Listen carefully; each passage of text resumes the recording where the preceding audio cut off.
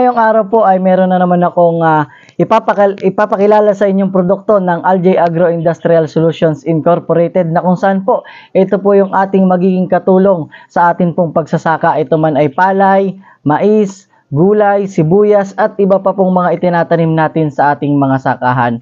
Pero bago ko po ipakilala yan, napanood nyo na po ba yung aking pinaka-latest na in-upload na kung saan ay ipinakilala ko po ito pong tatlong produkto na nasa aking harapan ngayon. Ito po yung Legion insecticide.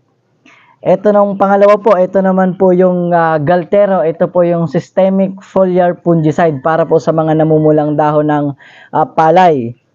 At ito pong pangatlong ipinakilala ko, ito po yung Laylit 2000. Ito po isang biostimulant. So kung hindi nyo pa po napapanood, ito pong video na kung saan ay ipinaliwanag ko pong itong tatlo na ito, ilalagay ko po sa description ang link at ilalagay ko din po sa comment section para inyo pong mapanood.